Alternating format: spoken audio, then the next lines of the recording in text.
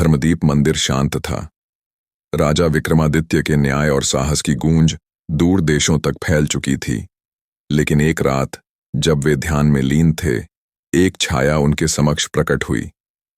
छाया बोली, हे विक्रम, तुमने आत्माओं को मुक्त किया है, पर क्या तुम अपनी आत्मा को जानते हो? राजा ने नेत्र खोले। मुझे 7 प्रश्नों का उत्तर चाहिए, 7 रात्रियों में। यदि एक भी प्रश्न का उत्तर असत्य हुआ तो तुम सत्य के सिंहासन से च्युत हो जाओगे। रात्रि 1। प्रश्न, क्या तुम निष्पक्ष हो? एक स्वप्न में विक्रम खुद को न्यायालय में देख रहे थे। एक मां अपनी बेटी के लिए न्याय मांग रही थी।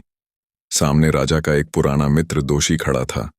स्वप्न में ही विक्रम ने दोस्त को निर्दोष ठहरा दिया। छाया हंसी।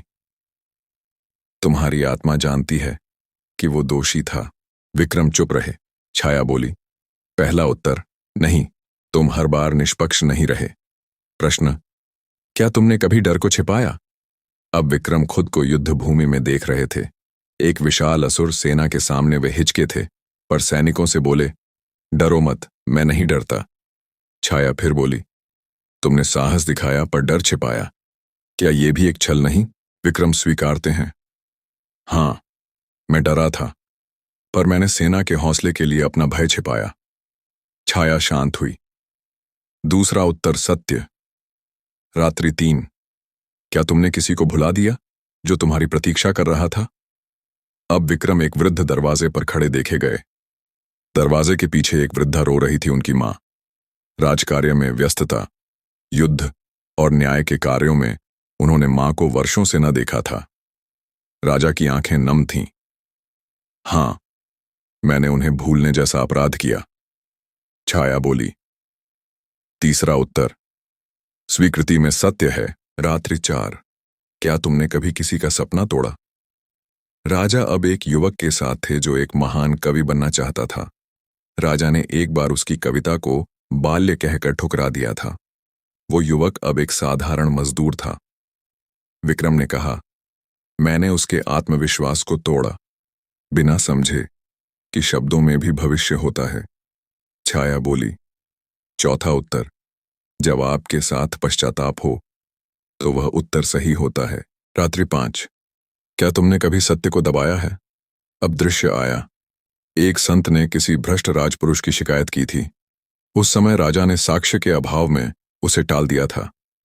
विक्रम बोले, मैंने समय की प्रतीक्षा की, लेकिन शायद कभी सत्य को लटकाना उसे मारने जैसा होता है। छाया। पांचवां उत्तर, तल्ख पर सत्य। रात्रि 6। क्या तुमने कभी स्वयं को धोखा दिया? अब विक्रम अपने ही बचपन में लौटे।